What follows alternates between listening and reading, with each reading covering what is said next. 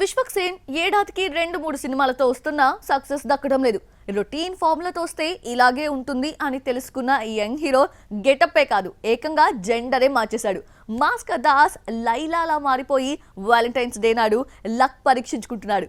Cinema box office వద్ద ఎన్ని కోట్లు కలెక్ట్ చేస్తే హిట్ అవుతుంది? Have a look. Hero lady getup వేసి లైలాగా ఎందుకు మారాల్సి వచ్చింది? గడ్డం మీసాలతో రఫ్ గా ఉండే విశ్వక్ సేన్ హాట్ లేడీగా ఎందుకు కనిపించాడు?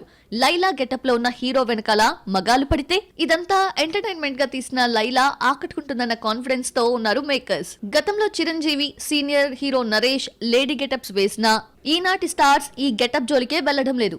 ఈ రేర్ ఫీట్ ని విశ్వక్ సేన్ చేసి చూపించాడు. ఈ మధ్య కాలంలో విశ్వక్ ఎన్ని మాస్ యాక్షన్ మూవీస్ చేసినా రాని హైప్ లేడీ గెటప్ లైలా తీసుకొచ్చింది. సినిమాకి సీక్వెల్ ఉండేలా కథ రాసుకున్నాడు దర్శకుడు రామ్ నారాయణ్. అయితే ఇందుకు సంబంధించిన సీన్ ని సినిమాతో రిలీజ్ చేయకుండా దాచారు. సినిమాకు పాజిటివ్ రెస్పాన్స్ వస్తే ఆ సీన్ యాడ్ చేసి సీక్వెల్ పై అంచనాలు పెంచుతారట. సంతూర్ యాడ్ లో మహేష్ తో కలిసి నటించిన ఆకాంక్ష శర్మ విశ్వక్ సేన్ తో జతకట్టింది. ఈ మధ్య కాలంలో హై గ్లామర్ డోస్ తో కనిపించిన హీరోయిన్ గా యూత్ ని రెచ్చగొట్టింది. ఆన్ స్క్రీన్, ఆఫ్ స్క్రీన్ అన్న తేడా లేకుండా అందాల ఆరబోతతో కనువిందు చేసింది ఆకాంక్ష.